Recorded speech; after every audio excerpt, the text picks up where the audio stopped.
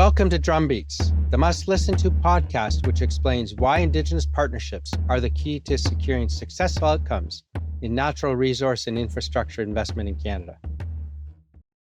I'm Mark Magnacca, and my co-host Rob Branton are joined today by Robert Sturgeon, Senior Managing Director of Global Investment Strategy at Ontario's Teachers' Pension Plan, one of Canada's Maple 8, managing nearly 280 billion Canadian dollars, and JP Gladu, Principal of Mokwateh, a Board Director of Suncor Energy, an advisor to BHP, and a member of the Prime Minister's Major Projects Office Indigenous Advisory Committee. Teachers deploys about 30% of its funds in Canada. You would think a Maple 8, with that home market advantage, has all these deals locked down. Robert tells us otherwise. His team bid on a project with significant Indigenous equity participation, and they lost. They were outbid. That tells you Canada is open for business. JP sits at the center of that shift, not only with his corporate experience, but his role on the Indigenous Advisory Committee, evaluating roughly $500 billion in approved major projects. You will hear how the deal pipeline works, why Indigenous partnership now lowers the cost of capital, and what that means for investors looking at Canada from outside. Well, JP Gladu, Principal, Mokwateh, an Indigenous consulting firm. You're also on the board of directors at Suncor, a Canadian oil and gas major. And Robert Sturgeon, Senior Managing Director, Global Investment Strategy at Ontario Teachers' Pension Plan. Welcome to you both. Thanks for taking time to join us on a very special episode of Drumbeats at the London Stock Exchange, where we held our third annual Canadian Indigenous Investment Summit. Yes, great to have you with us today. Thank you very much. It's good to be here. Pleasure to be here. Yeah. We're talking about reflections from the summit, and we'll get into that. Maybe tell us a little bit about your day jobs and your organizations. So as the name would suggest, we are a pension plan for the teachers in Ontario, a province in Canada. We manage $280 billion Canadian on behalf of about 350,000 teachers in the province of Ontario. Two primary businesses. One, investing the capital, the retirement savings of those teachers, and the other is serving those members. So we do have a group that answers the phone, pays the pensions every month, and then we have a whole support engine behind. We're headquartered in Toronto, but have offices here in London, offices in Singapore, Mumbai, as well as Dallas and San Francisco. JP Gladu, avid outdoors person. I'm First Nation, as you know, Rob. I know you're Haudenosaunee Mohawk. I'm Anishinaabe. Traditionally, I don't know if we're always friends, but it's really good to be a friend of you today. Mokwateh, we're an Indigenous consulting firm, about 35 of us across the country, plus 10 senior advisors, engaging industry and governments. Lots to do with the natural resource sector. You mentioned I'm also on the board of Suncor over 5 years now. I'm also on the Forum for Corporate Responsibility for BHP, so I advise them globally, as well as Domtar Forest Company globally, and just recently was appointed to the Major Projects Office by the Prime Minister as one of the 11 Indigenous advisory members, which is an extraordinary space to be in. And it's really great to be here with you guys. You guys did an extraordinary job. Great. Well, thank you for that. And again, wonderful for you to be here. What were some of your outtakes from the summit? Because it was the first time you were at our summit. It's our third year we've had it, so I'd be interested in what your feedback was. What was some of the conversations you were having? And Ontario Teachers' Pension Plan, one of what's referred to over here as the Maple 8. Mm-hmm. So share with us your feedback. It was your first time as well, JP? It was in this venue, and I think you guys have done an extraordinary job. And I've heard, we had one of our senior team members attending last year, and I've heard about the evolution. I was actually part of a team like 3 years ago of a couple chiefs, and it didn't have the formality or quite the audience that we had, but it was sort of a little kind of a litmus test of having a couple chiefs, myself and Métis leader. That was where you and I first met. That's where we first met. And that was one of the seeds for this conference, because that was smaller scale. But I said at the time, we need to do something bigger and take a full day at least. And and then I met Mark, and he made that vision become reality. And obviously there was an appetite for it because you guys have done an extraordinary work from that seed, and you've grown it into this beautiful tree that we're now harvesting some of the fruit from. But just to see the evolution of the conversation happening in London Stock Exchange, this is where all the money in the world is. We like to think Toronto's the center of the universe, but this is true. It's the center of the universe, isn't it? Yeah, I mean, my history with the summit is a little bit more recent because I actually was just introduced to Rob, probably feels like a month and a half ago, had a lovely lunch, and over lunch he mentioned the summit and the opportunity that it was. So I decided to come over, make the trip, because although we have an office in London, I'm based in Toronto, and so traveled over to the summit. Found it a great use of time. It was a great couple of days, really. If I had to point to one thing that really struck me, it was just the tone overall of all of the conversations, either from the stage or in the hallways. I like to say one of the things that really attracts me to Ontario Teachers and what I love about the organization is you have very diverse perspectives inside our organization because we invest across many different asset classes, different parts of the world. And so people, although it's largely investment professionals, they do think quite differently. And it can be a real challenge trying to align all those different perspectives. But at the same time, it's so rewarding when you get it right because you really do come up with great decisions. But it takes people that are smart, engaged, solutions-oriented. And that's really what I've found the last couple of days. All of the conversations were smart people thinking seriously at a systems level, thinking at a more granular level as well, and trying, as opposed to dwelling on all of the challenges that Canada face, that First Nations face. Also thinking just what can we do tomorrow? How can we improve these situations? There's so many examples of people talking about real practical things that they've done in the last few years. Just now you had Ernie from First Nations Finance Authority and Kristen from Canada Indigenous Loan Guarantee Corporation. Great examples of really tangible things that are making a difference today. And I just saw all kinds of examples over the last couple of days. So the tone is really what I'm leaving with. Very positive. But I had the opportunity of meeting Robert actually about 6 months ago in Calgary at an event that our organization hosts, Spark. And, just to pick up on some of the themes, Robert, it's like you've got to lean in. Mm-hmm. And I think there's a lot of people at this conference leaning into the conversation as I lean back, feeling a little bit more relaxed now that it's over. I was very fortunate, and thank you again for the invite and on the panel about Canada's being potentially an energy superpower in this unstable world. And it's really, when we reflect, I think on the day, and it's kind of the side conversations, Canadians understand that the relationship with the Indigenous communities in Canada is paramount. It's not a nicety. If we want to advance projects in Canada, the Indigenous relationships have to be front and center. And I'm sure we'll get into conversations about what that looks like. And what was fascinating was just seeing, meeting a lot of the UK financiers and business leaders, kind of leaning in and going, wow, that's interesting. Just the questions that were coming from the audience. I think the deeper dive into what do these relationships look like, particularly around the finance piece.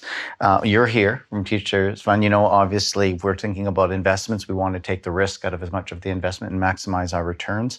And I think one of the big themes that came out of the what I was listening to during the concurrent sessions, couldn't catch them all, of course, was that Jonathan Davey from Scotiabank, I think he nailed it. He said, when you invest with partnerships, Indigenous communities, you're going to lower your cost of capital. You're going to get, the preferred lenders. And in Canada, we've often been seen as Indigenous people being opposed to resource development. But actually, when you partner with Indigenous communities, we start to become the spearhead for development. And so on his third point, it was about regulatory.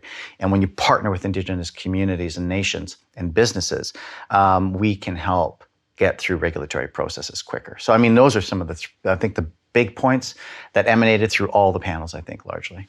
And that people don't necessarily see that side of things. There were some great examples of one nation on the West Coast, if I recall correctly, that was actually advocating with the government in favor of development. Richard. And they went as far as to do their own polling to present to the government That's saying... That's the Nisga'a Nation yes. and their Silissim's LNG project. He actually had, when he started, he talked about we were lobbying the government, trying to push the government. I know the story, but I think the audience was thinking to stop a project, and they were threatening. I think the audience thought to protest or blockade, but he said no. We were trying to push them to do the project. That's right. And prod, and now look where they are, close to FID on a major LNG project on the West Coast. And I mean, I love my friends at CBC, but you don't see that side of things in the press. No. Yeah, there's a lot of the false narratives in Canada that we fight as Indigenous leaders to go against that narrative, to understand, like, if back to the leaning in, showing up, you start to understand communities are very pro-resource development when it's done right. And you guys provided a really great platform to talk about how to do things right, as well as kind of the pitfalls to watch out for as well. And I think just coming back to what you've talked about and the negative press, which hasn't only appeared in Canada and across overseas, but it's basically everybody thinks the same. Government, get out of the way. The Indigenous people have been held back, not by their own spirit, but government in the way and blocking development. The resources are on the reserve, and you can't lend against the property because it's held in trust. So there's been a number of developments, as you mentioned, with FNFA, the Canadian Indigenous Loan Guarantee Program, to start to work around that. But as we've seen, entrepreneurs such as yourself, you're the ones who are really competing to take all of Canada to a higher level, because we're not going to become an energy superpower unless we unleash the full potential of everyone in the country. I want to put a very fine point on what you were just referencing. So I'm First Nation. I live in my reserve of Bingwe Nyashi, Anishinaabe. We're an Anishinaabe Ojibwe Nation. I had to go and nearly empty my bank account to build a house on reserve because I couldn't get a mortgage from a bank, because the government holds the land and we can't secure the asset on the land that's held in trust by the federal government. So how are we as nations supposed to build collateral where most other Canadians have the ability to have that multi-generational wealth to build up their communities? So we've had to get innovative in the way that we've had to build collateral. And there's the loan guarantee programs. The big banks, a couple of big sponsors here, Scotia, CIBC, like they're finding ways to actually provide capital for our communities to be able to invest in projects. So that is a major opportunity for us in this country, is to find ways to enable assets on reserve. Robert, when we created the summit a couple of years ago, we had in mind great Indigenous leaders from Canada coming to London to talk to the London business community. We did not think about other Canadians registering and attending, and so you're an example of somebody who lives in Toronto and can see JP regularly and some of the other folks. What was your interest in coming to London for a Canadian conference? I mean, it's an extension of just my interest over the last, say, 18, 24 months, is just generally to understand the ecosystem better, to listen, to understand the players, the challenges, the way that they invest, the way that they operate businesses, what they look for in partners, and just a big believer that you got to. A lot of life is just showing up, meeting people, hearing from them. And so I just thought this was an excellent opportunity to continue along that path. I've been attending some different Indigenous conferences in Canada, but this one felt quite unique because of just how targeted the event is. And so it just seemed like a great opportunity and did not disappoint. I met all kinds of fascinating people, heard really intriguing stories of entrepreneurship in spite of all of the challenges and the hurdles and the institutions that are being formed in the ecosystem. Really compelling. And the pension funds are some of the most successful long-term investors. And what you've just described is, I think, what the Indigenous businesses and nations are looking for. Somebody who's willing to listen, to understand the challenge and opportunity in front. Because once you align and understand the opportunity, the Indigenous people, they want to partner long-term. Mm-hmm. It's not like, oh, we'll work with you. Oh, we've had a change in chief and everything changes over. No, when the Indigenous people commit, they commit. Yeah, absolutely. And we need that same level of commitment from government as well. We find that industry is stepping into place because they are starting to recognize in order to build assets, either greenfield, even in some cases brownfield, to extend life of assets or build on the local suite of assets, that they need the Indigenous relationship. So they get it. But sometimes we get in our own way as a country. And I look at the policies of our government to date, in a world where energy is becoming a crisis, the stable, reliable, low carbon, democratic societies. And when you think about oil and gas, there's only a couple countries in the world, and we're the fourth largest, but we're putting in policies that hamstring our ability to grow our supply, like tanker bans, carbon caps, emission caps, that really doesn't inspire not only investment from, teachers' funds, but also global markets. So we've got to align ourselves a little bit better to make sure that we become attractive. And I think, again, the Indigenous relationship is a key part of that, but there's more that we have to do. Yes. Well, what about Suncor? So you're been working with Suncor for a number of years. How have they changed in terms of working with Indigenous Suncor it's been incredible. When I used to run the Canadian Council for Indigenous Business, and Tabitha Bull, she's doing a fantastic job carrying it forward. When I was with CCIB, Suncor was on board going through the PAR program. They were invested in a number of our events. The PAR program, just for our listeners who aren't... Back then it was the Progressive Aboriginal Relations. And really, again, it's called PAIR now, and please don't ask me to, because that's not my organization anymore. But, when you look at the Toronto Stock Exchange, they've created an indices of companies that are PAIR certified, and they're outperforming the companies that they can compete against that aren't PAIR certified. So again, it shows you the importance of these Indigenous relationships. And Suncor is a long-term leader, like maybe one of the first public traded Indigenous directors, Mel Benson, bless his soul. He's just recently left us, but he was on the board for 20 plus years.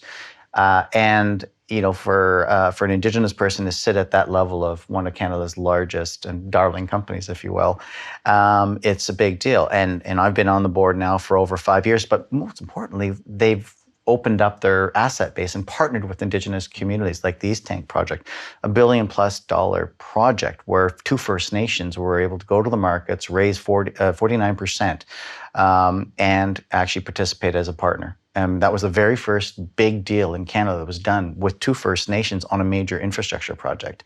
So I think Suncor is one of our national leaders, and I think there's plenty more work that we can talk to. But the importance, I think, again, of having Indigenous relationships at all levels of an organization, from the front line to the board of directors, working at C-suites eventually.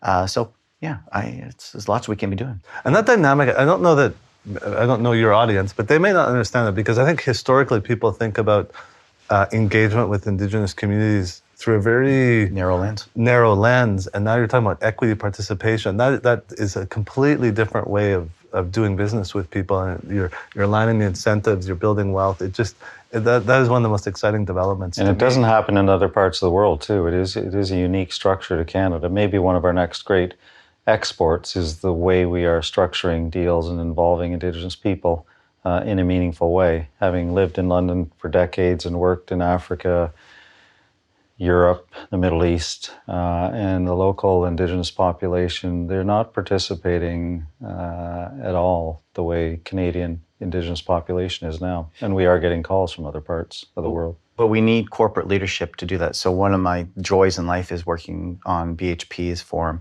And, I just got back from Australia before coming here. And, BHP has a statement, an Indigenous statement that applies to all their global assets. So, they have the Jansen project in Saskatchewan, which is going to be, I think, the third largest producer of potash, which is a global commodity that's so incredibly important, especially when we think about sanctions against Russia and everything else. But they also apply those same principles to Australia. And I've visited assets in Australia and Chile. I've visited assets in Chile, and they try to create the space for the Indigenous communities by engaging and understand what their environment looks like. Can they all be the Mikisew Crees or the Fort Mackay First Nations? And those are really big First Nations in Canada that have multi-billion-dollar assets and balance sheets. Paying attention globally as a company. I think that's the responsibility, I think, of those corporations. Not only the right thing, but it actually starts to make business sense. Okay, why don't we come back to how do you make things happen quicker? You were called by the Prime Minister to join the Indigenous Advisory Council for the Major Projects Office. Yes. So yeah, why don't you share with everybody what that really involves and what's the progress so far? Well, right now, if we're looking at the projects coming down the pipes, the ones that are already approved, there's $500 billion worth of projects to be developed. Again, this conference, which you guys have handedly put together, and I'm sure Robert's also recognized, is that there are some bottlenecks to getting these projects built, and a big one is just the lack of ability to get through regulatory process, because we've got 7 federal ministries. You all have to, and in the past, you've had to go to each one, and they're in different time frames, and then it just it frustrates capital, it frustrates proponents, and it's really hard to build.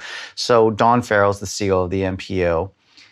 Major Projects Office, reporting into the PM, and I'll come back to it. But she's essentially, we're building a plane as we fly, and as these projects come in, it's like a stewardship of her team to help get projects approved and steward them through some pretty complicated processes while trying to streamline our regulatory process. The Indigenous Advisory Council, which is made up of 11 Indigenous leaders, First Nation, Métis, and Inuit across Canada, who are advising the MPO on how to deliver programs, how to evaluate. We come in after projects, we kind of do the sniff test to make sure that projects have Indigenous involvement. Many of the principles which we've talked about through your conference, because if a project doesn't have that, it's largely going to struggle. And Dawn knows that. And so we want to make sure we take the guesswork out of the Indigenous involvement through equity, partnerships, supply chains, employment and training, education, all the things that are important to nations to streamline it. And let's move. Right, but it still comes back to the individual nations. The IAC is not a substitute for... We don't approve, we don't veto. We are a group of leaders who have been around projects and communities for, I don't know, you combine all of our years, it's probably 300 years of experience. And we're bringing that to the table to help inform the process. But it is one more new development in Canada, because part of the theme of the conference was what's different about Canada? Why should I pay attention as a foreign investor? Why should I look again? I had maybe an experience 15 years ago that was negative, and I've decided as I look around the world at different possible investments, Canada is too tricky because Indigenous people in Canada are against all development and things didn't get done 15 years ago. The Major Projects Office is one example, a brand new example, and you said you're building a plane while you fly. We had others with the Canadian Loan Guarantee Program, Indigenous Loan Guarantee Program.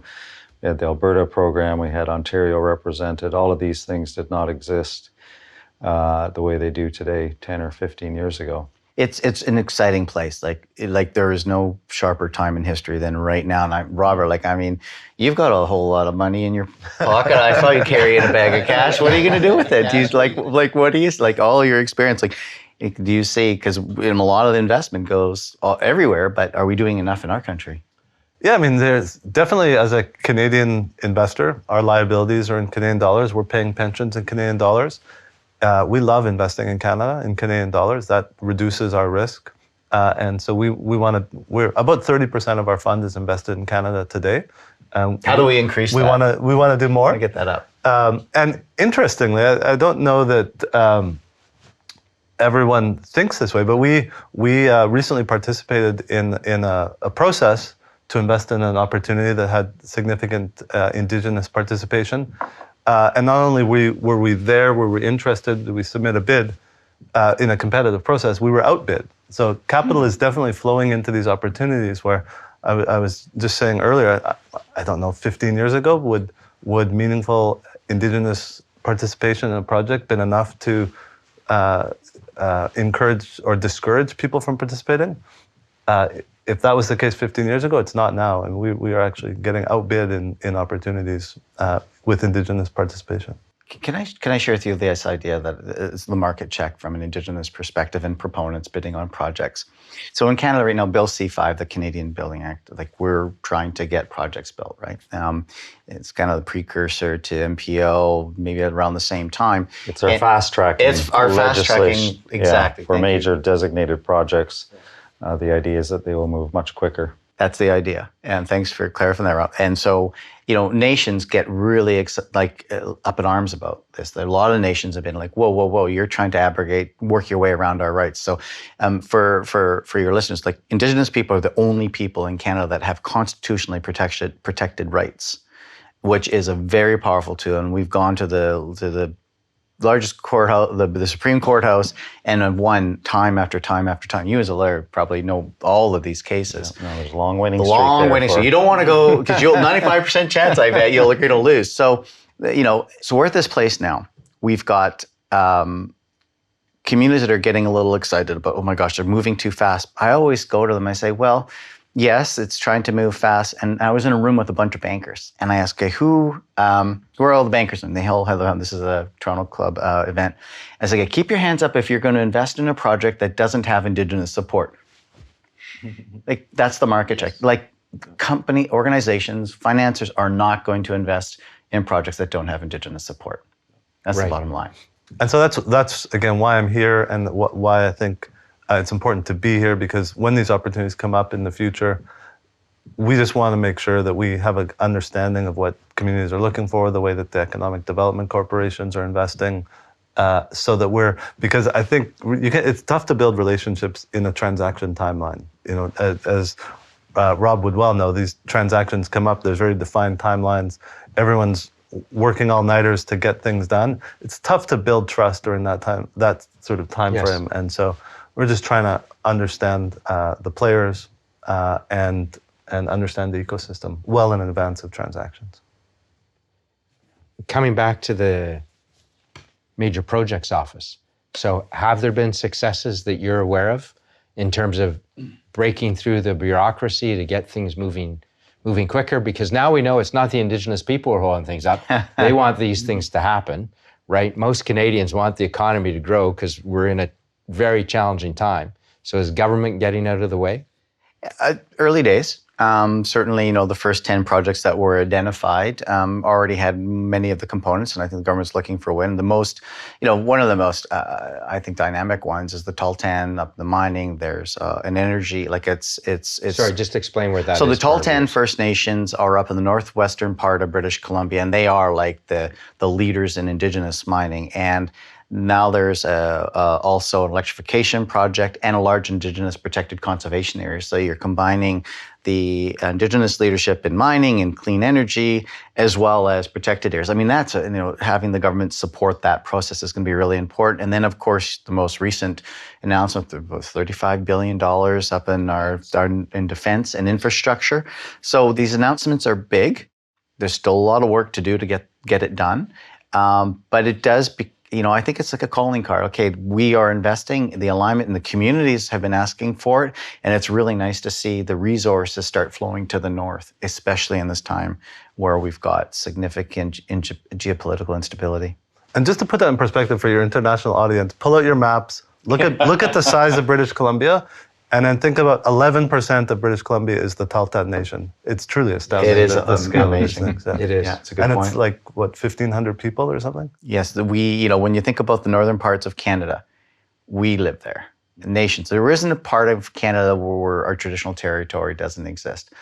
Every mineral, every pipeline, every forest is on our territories. And we call ourselves a natural resource-rich country. We're well endowed. That's our competitive advantage. That's why this relationship with Indigenous communities is absolutely critical. Absolutely. And your roles are critical. So we appreciate your time and all you're doing for the Indigenous economy. Nyawa. Thank you, Miigwech. Thank you very much. Great to have you on the program. Thank you. Really appreciate it. Thank you to Robert Sturgeon and JP Gladu for sharing their insights with us. And thank you for viewing and listening. Be sure to share, subscribe, and leave a review on your favorite podcast channel. Thanks for listening to Drumbeats. Until next time.